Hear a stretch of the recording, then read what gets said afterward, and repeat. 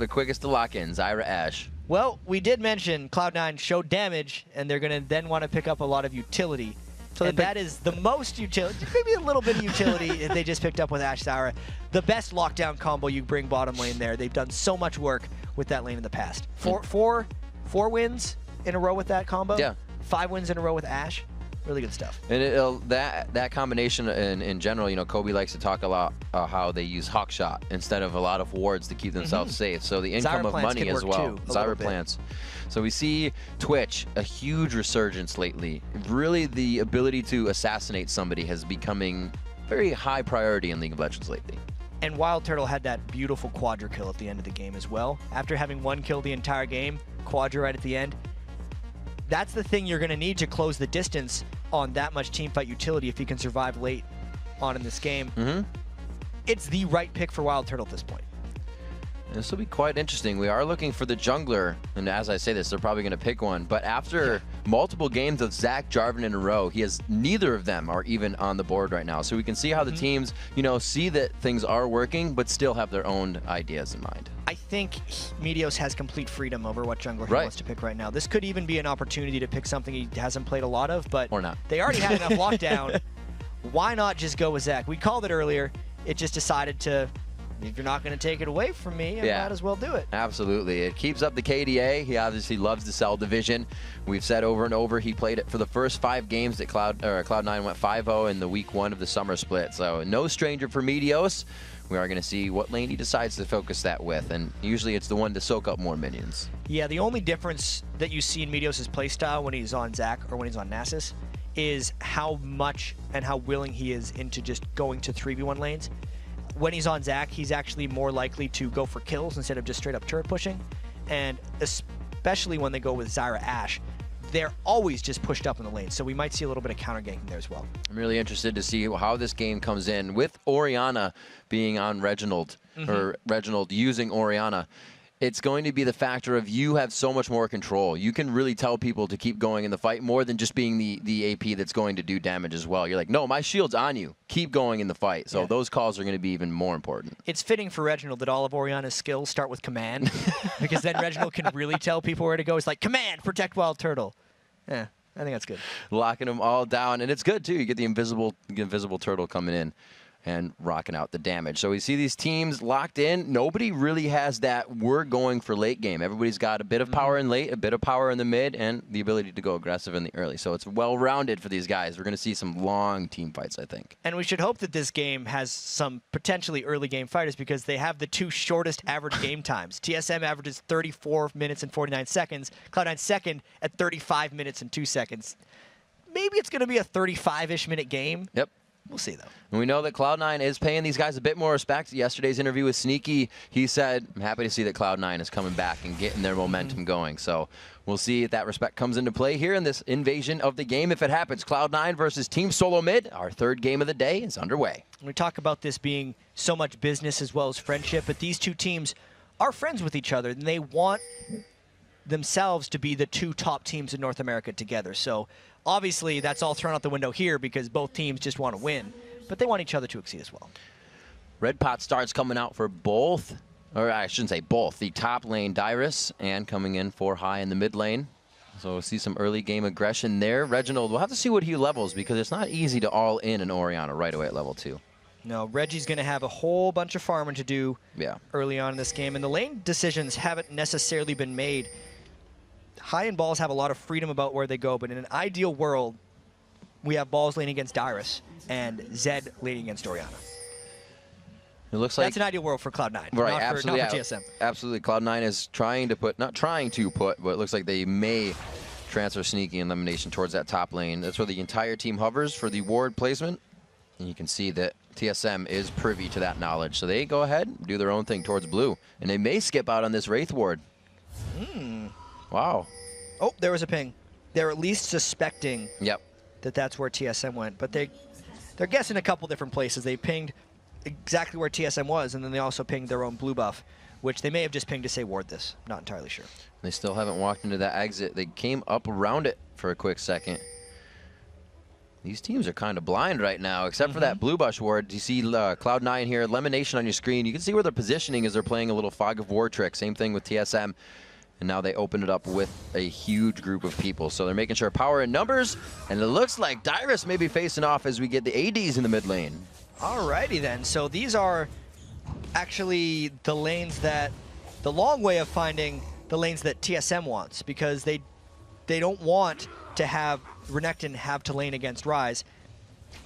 And they also didn't want Reginald in a 1v2, so this could actually be a bad thing. He gets caught. Reggie gets level 1 shield, so he's not going to be doing much outside that turret range for a bit. Seeing Meteos grabbing up on his red. Dyrus taking some damage as high and him trading in lane pretty even. We'll see how this level 2 factors in with the red pots. Yeah, and Dyrus had actually taken his stun at level 1, hoping that High closed the distance and tried to fight him, almost as a defensive mechanism. Dyrus doesn't want to shove that lane early. Top lane pressure already, and Reginald has not really been able to be in lane. He's coming back still, only on the original buy. That back was only for HP for himself, and now as he gets the lane, it's going to be 3v1. He actually just bought a couple of health potions because he knew more. He may as well. He wasn't going to be doing anything. Yeah. He's giving up the turret regardless, and we're seeing, again, the 3-man trade for the 3rd time today. Looks like they, not even doing anything in the bottom lane. Didn't see how Balls got pressured out of that. Looks like he made it out clean. He did get, or he does have a few more potions himself. And these turrets going down a little slow with the level 2 damage. They'll get him there. They'll get him. I feel like they'll get him. We've seen this before. I'm confident in making this prediction that the turrets will indeed fall. As they both back off. So 3.5 minutes, it's starting to be about that time when everybody gets the 150 global gold coming in. They're relying on it at this point. So it's going to be weird when they don't between these two teams in the game. So High looks like he is getting a little bit more push on the lane. He is trying to keep Dyrus at the turret, but Dyrus, or Renekton rather, not too bad at last hitting it. And here's where it may or may not get funner. These guys going to continue pushing. The cannon minion is missing for both of these waves right now. So these minions won't tank for as long, but we could see a double turret trade because neither of these teams have sent support for their solo laner. History really repeating itself here for today. Seems okay with it. Reginald's level 1 still. Oh, this is painful right now. It is still level 1 Balls as well, too. So they're just chilling right now. This is really going to be interesting to see how they play this game and come back. Reginald just hits level 2. Ball's still level 1, but he's on the verge. So just crazy right now. I wonder when it's going to stop. Right now, Cloud9 has sent High back to at least tell TSM, you guys got to stop at some point. Cloud9 took one more wave to take out that second turret, but they're really just trading gold. Once you get the first turret in that lane, the second one doesn't give you that much more benefit. Oh, they do. Second turret, so they're not going to push anymore. The Dragon coming off of this now at 5 minutes into the game. This is a bit accelerated. Just a little bit. There's a couple objectives that have just fallen. I'd say, so that thing about TSM, they got 750 from each turret and 975 for that Dragon. So that's nearly 2,500 gold in objectives that they just picked up right there. Cloud9 sitting at 1,500 gold in objectives. And now the mid? And now they're pushing mid. Oh my gosh. These guys are going to be knocking on the doors of the inhibitors in like 64 seconds. This is an absolutely awesome game. Lemonation taking a bit, grasping root aggro there as he tries to lock down Reginald. Reginald's just like, let me soak up some experience, please. I don't even want the CS. I'd like it, but I'll take experience right now. Dyrus already afforded a brutalizer. Because think of him in the 1v1 lane. That's the people who are actually able to farm the most were the mid laners, which are High and Dyrus in this game. 1,900 gold, 5.5 minutes in. That's equivalent to having a kill or two at this point. So good start for them, I suppose. And really, it has been aggressive, but only towards the objectives. We're saying there are no kills here. Everybody's kind of giving each other their own personal bubble within those pushes. Now Reginald and Balls get to catch up a little bit. They're freezing as best they can. These lanes will push back since they do have the cannon minion in them, the waves as much as possible. And this is just some really strange positioning. High may be getting himself in a little bit of trouble pushing up this far. You can see how they played it. They said, Reggie, don't take mid. AD carry support's going to go there. Take the minion waves that keep flooding into the bottom or the top lane because it's too dangerous here. And I like for Cloud9 that High is the one who gets the most farm because we talked about the playstyles before in our featured matchup between Reginald and High. And Reginald needs to get a lot of farm because he loves to fight people. But High, he'll get the farm anyway with split pushing. It's just if nobody can 1v1 him, his split pushing becomes unstoppable. And since he was the highest farming member of his team during all the early game, it's a great start for that strategy. And the way this is working out with Dragon being down, Reginald getting a lot more harassment than Balls is. It's accounted for 26 to 18 CS, but he has an entire turret that he's going to have to draw some aggro down with, which Cloud9 can start to work with. Cloud9 is trying to out-farm to make up for the Dragon being down. That's the extra pressure they put on Reginald is one of the reasons TSM was able to take the Dragon, aside from TSM just being on that side of the map and taking it after the 2 turrets. See how it works out. The pink ward not yet placed down for high. Definitely you can see a Reginald, or rather Dyrus actually just popped on that red pot. It looks like he's going for balls here. Very low mana. He's going to have that bounce from Meteos. Flashes that. Actually, Dyrus was low health there, and he could have gone down in the trade. Dyrus was very scared of Meteos coming down there. I don't think he recognized if Meteos was level 5 or level 6 right away, because level 5 Zac would not have been able to kill Dyrus, but a level 6 Zac could have, which is why he flashed away. No surprise that Balls makes a mistake, but able to get himself out. He just makes that kind of play. It's like being in a bad situation in a car. You always give yourself a good out. Aim in the right direction. 1,000 gold in the lead for TeamSoloMid here. They found that just really, like we said, by most of this farming, keeping themselves pressured here. As High going towards the top lane to again pressure Reginald. Still, Ball's not finding any of that pressure. And that was a really great pink ward that High placed on his way towards the top lane. It's strange calling it the top lane since they're at the bottom of the map right now. Yeah. But this denies Reginald safety, and it's the reason Dyrus has had to go down there to allow Reginald to just kind of go hide. Sneaky really likes that double Dorans coming into the lane for him. And we haven't seen the Ashe combo really have an effect on the lane. They're not trying to disengage. Having that mid lane with 2 ways to come into the side. Zyra's really only good for disengaging what's in front of you, not around you. Ashe Zyra is also a pretty strong 2v2 lane, yes, which never happened this game. So they weren't able to use their excessive range and poke potential, or even think about comboing the Ashe arrow into Zyra routes, because the laning phase didn't happen in this game. Yeah, namely, we haven't even seen that arrow come out yet. Good point. So these guys are still looking to make that impact and catch TSM off guard. TSM doesn't have that information yet of when it's going to happen. Pushing mid with 3. Doesn't look like they'll get it just yet. But it's still Ben. Sneaky. Lemon Nation pressuring the mid lane.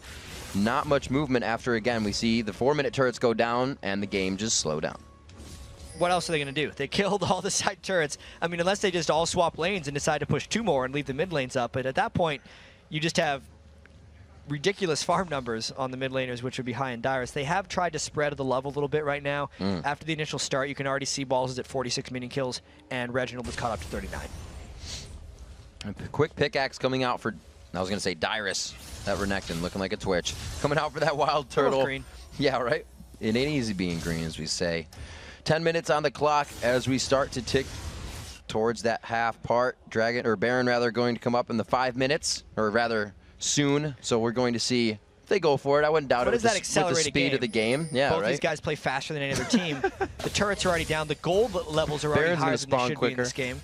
Yeah, Baron spawns at 12 minutes in TSM Cloud9 games. It's a modification they made to the system. Tier being stacked up onto Reginald. We've seen that a little bit more on Orianna. Sometimes yes, sometimes not. Definitely going for the late game for these guys.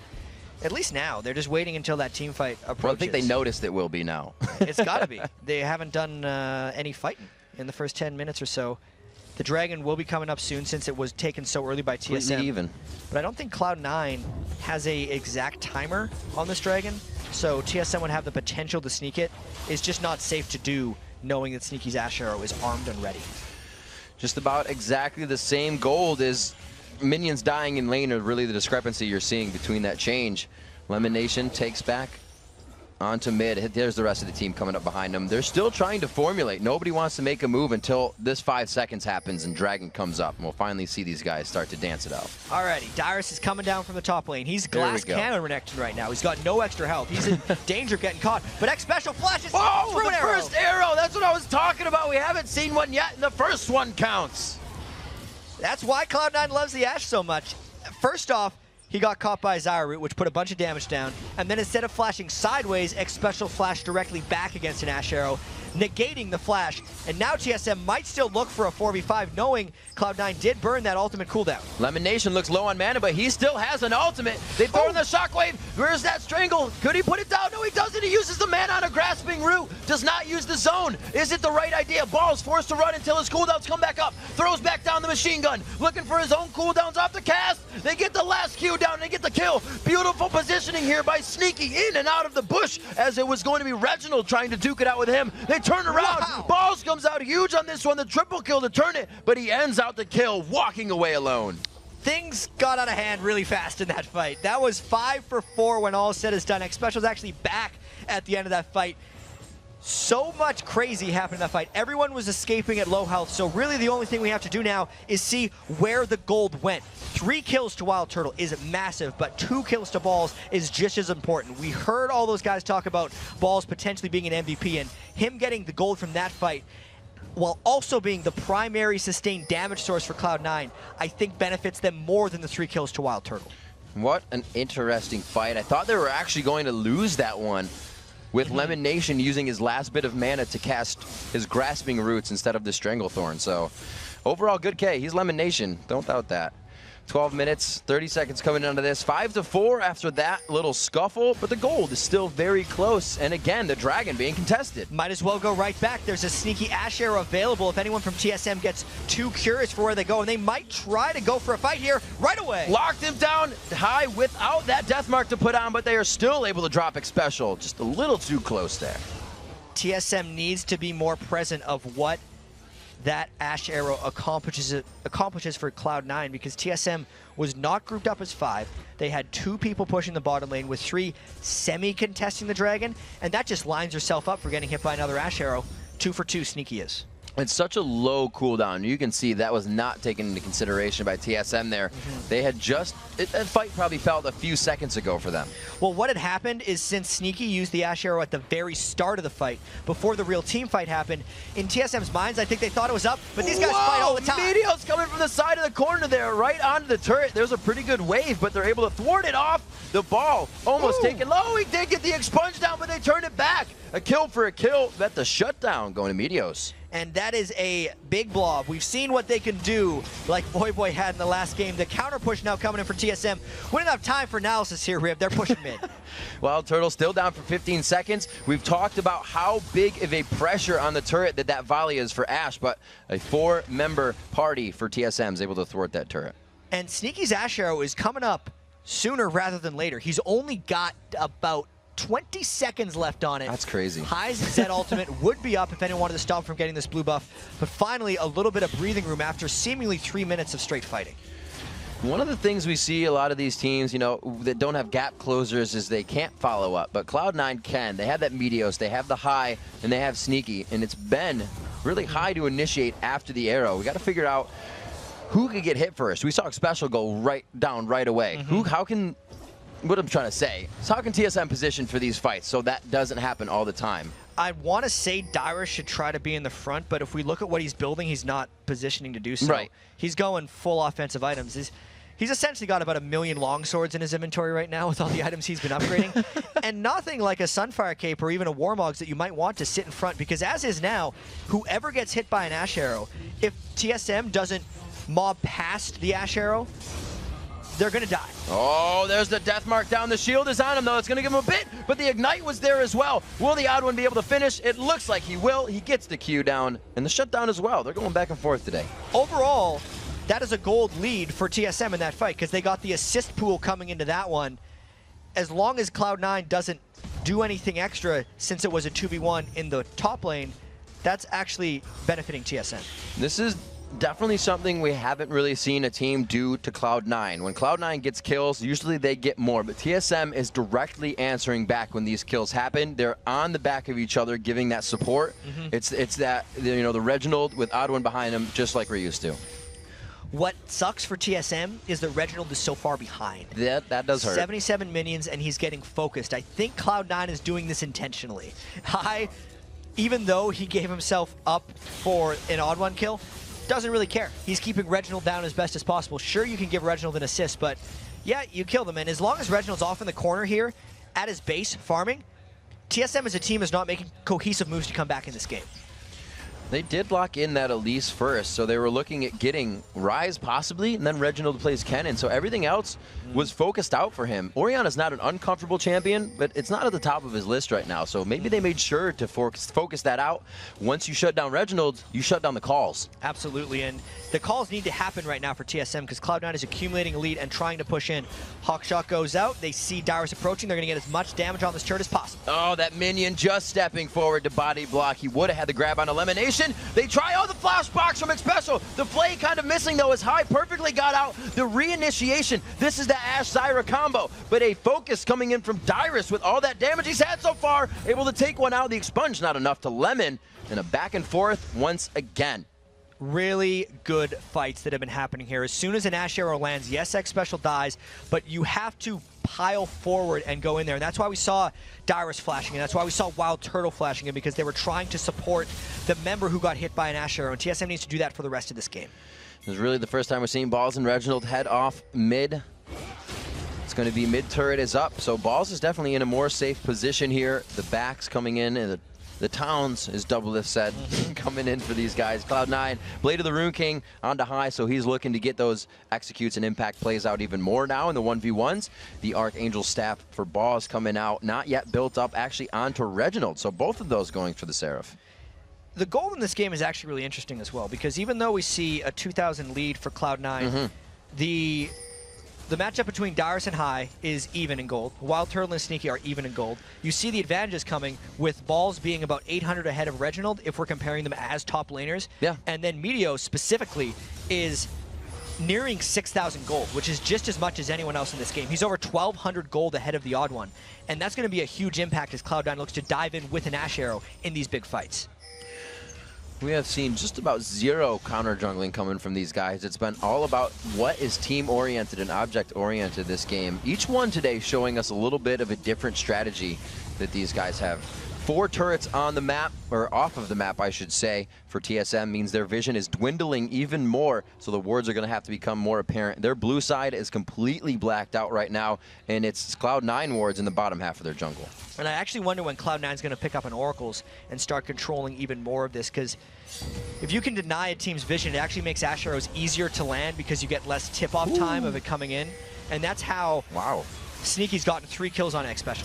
That would have been a really dangerous engage if they chose to go for that. It seemed a little bit crazy for the positioning they had. They were definitely thinking about it, but now there's actually a potential of Cloud9 clamping in around TSM. This is good positioning for TSM. They're staying together, so if someone gets hit by an Ashe arrow, people can move in front of him for defense instead of being split up in squads where they're more vulnerable. Yeah, you can actually see that Dyrus is just placing himself in front all the time. Going down towards Dragon, well, he's actually going to push the mid turret here, so they may have a bit of miscommunication.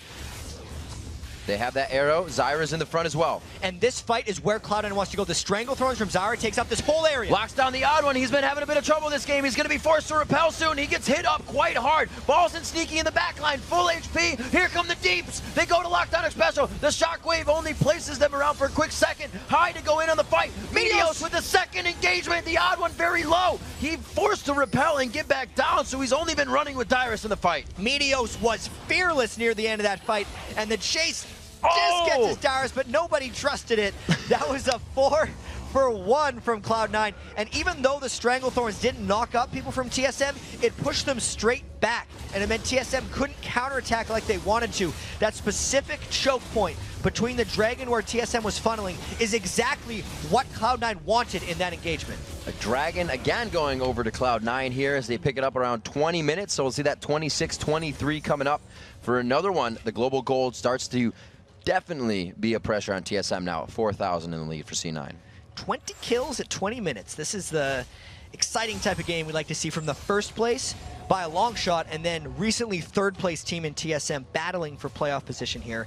Runic Bulwark is the big item here for Meteos, because we look at the Odd One, he doesn't even have his Aegis of the Legion yet. Aside from all the team fight positioning, just the value of stats in these team fights is so impactful for Cloud9 right now. A lot of those stats we're talking about are being built up as well. The Catalyst doesn't even have the Blasting Wand to synergize in the full rod, so I don't know how much Reginald is sitting on. The rod will be finished when he backs at least. He has the 1,300 gold that he's still building towards, so for 21 minutes. That rod's still going to take a bit of time to stack up. So depending on where they want that to be, I don't think TSM is going to be engaging too much soon. Or I mean, sorry, Cloud9 is going to be engaging too I much really soon. wonder if Balls even cares that much about the stacking bits for Rod of Ages. He really wants the Seraph's Embrace first, which is the reason he'd complete his Archangel step first. There's also a chance he could just go for Banshee's Veil. Sure, everyone goes Rod of Ages on Rise, but if he wants to have a little bit of extra safety, he could always go with that. He's got options. The Shockwave's the only thing that stopped him from throwing another Q in that fight. Really didn't do that much damage, so that would really mean that they just get to wreak more havoc. Blade of the Rune, not finished up yet. The Hex Drinker coming out first, coming in for Dyrus. It was finished, as we said before, on high. So Dyrus, although he was fighting in lane and building, like we said, Glass Cannon, he's realized he needs to start building for the team now to be Renekton. And every Renekton needs to build a couple defensive items at some point. It's just a matter of how farmed you think you are and how much damage you can get away with building. Dyrus has went really far into the offensive itemization here, and he's been dying a little bit early in these teamfights. There's so much AoE that flies out just incidentally in these Cloud9 teamfights. Dyrus needs to be able to slice through that and get to Sneaky. If he doesn't have enough tankiness, he's not going to do his job on Renekton. So we got Wild Turtle in the bottom lane farming. As you see, the pressure may come in towards the mid. They have a good wave, and they have enough to clean it out here. Or not right again. I thought that was Twitch in the bottom lane. It's Renekton. It's Dyrus. I'm just looking at the mini map. A Shockwave on a Sneaky. Oh, it hits Balls up high in the face as he flashes away. And it looks like they're going to have to disengage on this one. At least the Cocoon didn't lock him down, because that would have been instant death for Sneaky. And both teams actually did a good job of protecting the person who got caught as Meteos tries to re-engage. That was a pretty sick mid-air flay coming in, but it's not going to be enough as Meteos turns around. Cook's down special. It looks like Dyrus trying to do what he can. He is still a bit of a tank. We'll see how much the death mark does. Not much. Flash in from Wild Turtle. He does still not. No, he doesn't have Expunge ready. He's got to do the auto attack damage. He goes advanced, but the Ignite takes him down. They continue the fight. Looking good for both teams at 2-2 with red blinkers on the junglers. And Reginald can speed himself up a little bit here. They want to chase, but it's 2-2. They decide, everybody calm down. I think TSM is okay with this one. I think there are with that fight. That was very close. And again, these back and forth team fights are awesome. The Bulwark finished on the side of Meteos. The Aegis coming out for the odd one as they're getting very close to having the same build. Same thing with the Rise and the Orianna. The Seraphs coming up as well as the Rod of Ages being built. I think the Rod of Ages will come in. Probably not for Ori though. Might see some more pen damage. So 14-10, 24 minutes into this one. Everybody is kind of leveling out in the item builds, but the 4,000 gold lead is being held by Cloud9. Those objectives in their favor. 4 turrets to 2 is a very large play in this game. And just slightly better farming. A lot of it just coming from... no, it's pretty even farming now that I'm doing the count, because the 40 minion kills that Meteos has over the odd one are made up by the 30 that Dyrus has over high. So it's just in the objectives and the kills right now. These teams are close, Riv. Even these team fights, Meteos is going... He's doing the most in and out of anyone else. Does the initiation, somehow manages to escape, and he'll always have that second elastic slingshot that seems to come in and make a big difference, and it's what's been catching TSM a little bit off guard near the end of these fights. I gotta consider that it's gonna start going in Cloud9's favor soon. Balls is 3-0-5. His Seraphs is finished. He's bought some Negatron as well to keep himself even tankier in these fights, and he didn't get any harassment in the beginning. He was in that bottom lane farming when Reginald was constantly getting picked on in that top lane, so I don't think we've really seen the power that has come from that bottom lane yet. No, and once Balls finishes his Spirit Visage, the cooldown reduction is such a ridiculous damage increase for Rise. It's what is the difference between him having to wait 1, 2, or 3 seconds between spell rotations or just machine gunning indefinitely. And once he gets that, he raises his threat value by so much and will actually make Dyrus' target prioritization very confusing, because you're now dealing with both Balls and Sneaky as kind of mid or backline damage dealers. And as you would expect, he himself, Balls getting fed the blue buff right now. Look at the 80 carry builds. Looks like it'll be different on both sides, and maybe a Rush Last Whisper coming in for Wild Turtle here, as he has the Infinity Edge and the Zeal. The Static Civ choice coming in for Sneaky to assist with what split pushing they can do, and that volley continuous. He not only has the crit stacking passive from Ashe, he's got the Static Shiv, which by the way can crit to be the 200 damage. It's actually a pretty cool item on Ashe. Even though Sneaky builds it every single game because he likes it more than Phantom Dancer, it's especially good on Ashe. It's a very little upgrade in damage, especially once it's purchased as well. It can catch a lot of people off guard. 4-2 in those turrets still. The game, again, slowing down. These teams are realizing that we're coming out 2-2 in fights. What's the way we can come out with an ace? Finally push an objective now. Cloud9, this is the prep of knowing when Dragon's up. You have even 15 seconds, even 5 seconds ahead of time. The movement's already too late if you're going there. This was just Cloud9 knowing the timer and knowing that they had the turret advantage, which is why TSM didn't have the positioning on the map to even think about that one. On top of that, the team fights in the Dragon Pit were a bad idea for TSM because that was exactly the spot on the map where Cloud9 had wanted to fight them in the past. So that's just exactly why TSM gave it up. You don't want to do this, High. He is just sitting out in the wings. He kind of does. They are looking for this. He's waiting, actually. It's going to be Meteos coming on the backside. There is the Hawk shot. There it is. They go down onto Reginald. He's like, hey, Turtle on the backside. Wow, we got hit. Oh, unfortunate. I think they killed them blind there. I believe Wild Turtle had used his ambush to be invisible, but because the Ash Arrow exploded, everyone just started using their AoE effects on top of him and just killed him. Brilliant choice by Cloud9, getting the 2 catches because, again, TSM had split up. They weren't staying together. They could not protect against the Ash Arrow, and now the Baron dance is on. A very risky move. 2 top with really 0 protection or an escape to have a Twitch and an Orianna. Baron given now 27 minutes to Cloud9, and with the lead, this means spells trouble for TSM only. A lot of trouble. Yes, the ultimates are down for Cloud9, but they're coming up pretty soon. The next time the Ash Arrow is up, Cloud9 might just go. Let's see, Let's Bounce has 38 seconds. Ash Arrow's got 36 seconds. Balls' ultimate's got 17. They're gonna go not on this wave, but on the next if they decide to not go back and shop after all that Baron gold.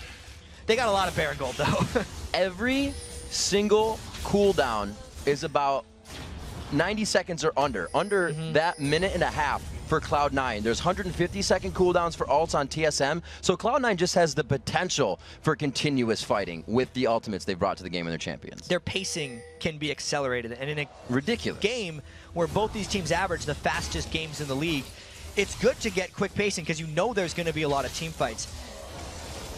Now it's actually a moment where TSM needs to take advantage of this pacing since Cloud9 had a little bit of a shop window, but they couldn't make it up in time. 28 minutes onto this, 16-10 means TSM, like we said, still finding the kills, but no movement after that. They can't adapt to which way the fights are going, but neither can Cloud9. TSM's been able to stall that pressure out, and especially with Baron right now, Cloud9 needs to start doing a little bit more. And it's still, we haven't touched on it in a while, keeping Reginald shut down this entire game has been monumental in Cloud9's comeback here. Reginald's trying to get ability power so he can land shockwaves, but in turn gives himself no defenses against High's Zed. Most Oriannas against this matchup will try to get his Zanya's Hourglass very early in the game.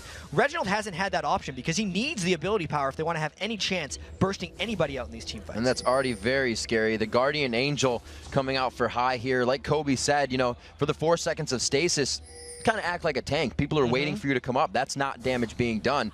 That's the result of what you get in a tank in a fight. So that's huge for High and his ability to dive into these fights. And looks like they right under the turret. Meteos to the backside. Let's bounce on the back. The command shockwave, again, only being utility to bounce people around. But Reginald is still focused. Like you said, Jack, he doesn't have the protection after that. They continue the fight. It's going to be the inhibitor in their eyes, but they want to kill first. High dove through the screen to assassinate Wild Turtle in that fight. Dyrus got hit by the Ash Arrow and just not killed, but pushed back far enough. Oopsies. That was fast. Dyrus taking him down real quick. The odd one getting away with a sliver of health there. It's because he didn't have a broom. The best way to take out a spider is a broom. With some home guard boots, too. With some home guard boots. That was a nice little kill, but it's not enough. That was not the fight TSM wanted here. I got to say, Cloud9, as they seemingly always do, once they have that edge, they just hammer it home and take a strong advantage in this game. They're going to make sure they deny every resource they can here. TSM does have a few wards in their jungle, so it's only going to let them know that we lost that experience in our camps. Right now, TSM, Odd One, and Divers pressing up the mid lane. They have not taken the mid turret down yet. 30 minutes in. Looks like they may have it in their hands here, though. They're going to have to tank it. Yeah, they'll get it back. Get the spider tank. Spider tank, being nice, friendly, saving TSM a bit of trouble. Oh, lock him up. He's not going to stop it. That's a support. Oh my god, did he stop it? No. No way. Yeah, he did. They can't get in. All right, so elimination coming up, and the power of Zyra. the power of fear that Lemon Nation can put in an enemy just by walking up and pretending he has more than Zach for backup. That's also another thing that TSM hasn't been outside their base yet. If they had wards there and a few river wards, that would have been a turret down and them waltzing out like it was nothing. But because TSM's been pushed back to their base for so long, they just didn't have the knowledge. And it's fair because the things that have gotten Cloud9 advantages in this game have been those off-man protections. They didn't know that there wasn't an Ash arrow barreling down the mid lane that they couldn't see that was going to hit them and allow the rest of Cloud9 to stop them, which is why they just had to pull off that turret early. And with the range, you know, you got to consider that Sneaky's arrows, they've pretty much been point blank. He hasn't missed one. No, TSM is like, hey, we're right here, and Sneaky's like, okay, if you just get me 5 yards closer and I'll nail this. He hasn't tried to hit any crazy arrows. They're always for sure. And TSM doesn't want to wait to get arrowed, which is why Dyrus went out in front, but now they're even more danger than ever. A lot of utility. There's the arrow onto Dyrus. Oh, it's Meteos once again, all the way across the inhibitor turret. They're going to get huge damage onto this one. The odd one tries to get back. They are peeling as well as fighting with High right now towards the back line. Sneaky has all the HP that he needs in this fight. They're going onto the Nexus turrets, and that is going to be game. 5-4-0, 32-minute, 30-second game, a fast one for Cloud9, and they show once again why they have the best record in the history of the LCS so far. Dominating performance once they had an edge. Getting the champions that they have consistently used, showing teams their tendencies, and still able to come out on top with a win. Those team fights are so cool to watch for Cloud9.